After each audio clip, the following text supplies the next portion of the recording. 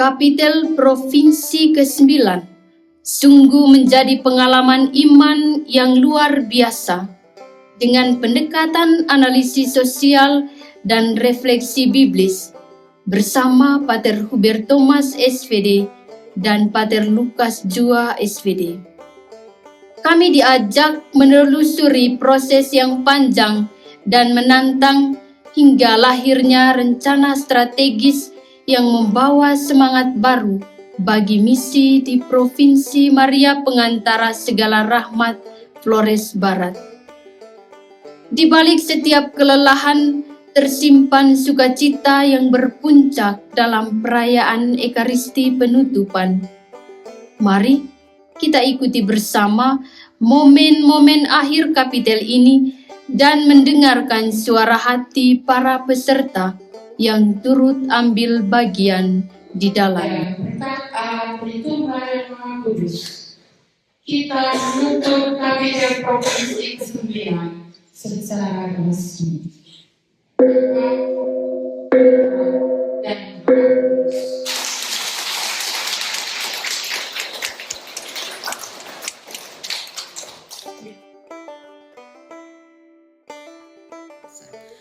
Dan salah satu prioritas yang kita capai dalam kapitel nomor 1 adalah formasi.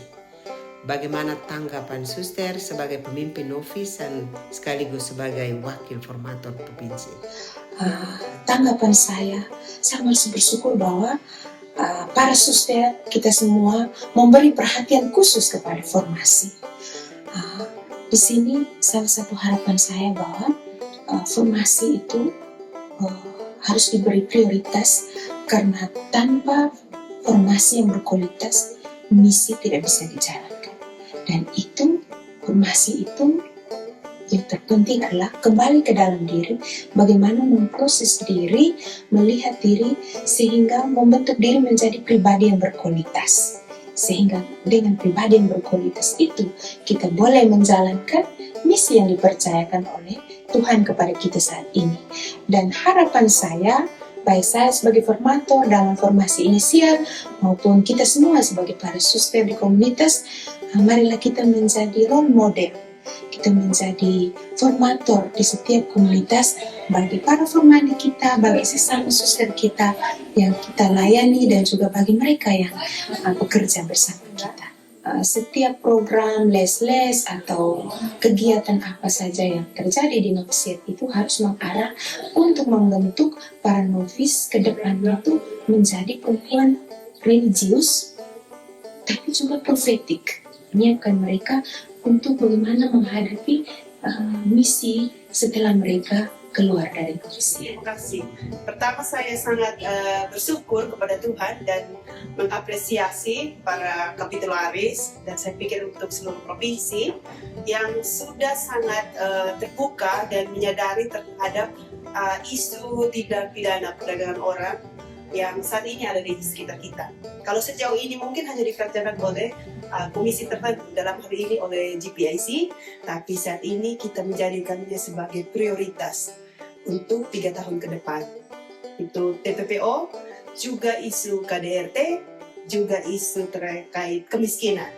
Itu saya pikir 3 unsur ini saling relate antara satu dengan yang lain. Dan yang menjadi harapan saya adalah kita sudah buat renstra yang begitu bagus, dan saya pikir setiap suster ke depan akan ambil bagian berada dengan saudara-saudara kita yang menjadi korban tindak pidana perdagangan orang, dan tentunya kita akan terlibat langsung bagaimana kita memberi penyadaran terkait migrasi yang aman supaya mereka itu tidak menjadi korban.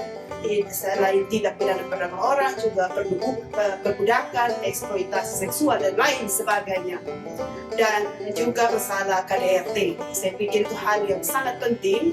Kita kembali ke keluarga kita masing-masing, keluarga yang ada di sekitar kita, di tempat pelayanan maupun untuk masyarakat umum.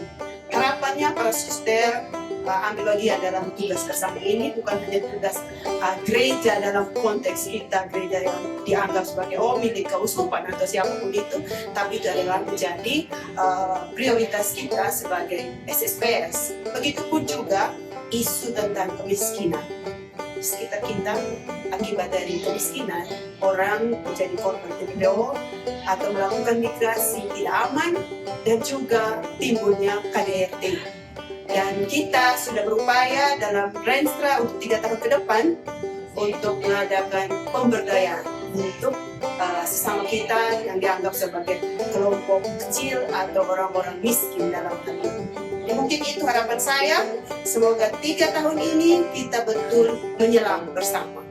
Sister Irmina, sebagai anggota tim pimpinan provinsi sekaligus steering committee dalam kapitel provinsi kita ke-9, kira-kira bagaimana Suster melihat seluruh proses kapitel hingga terselesainya dengan luar biasa hari ini?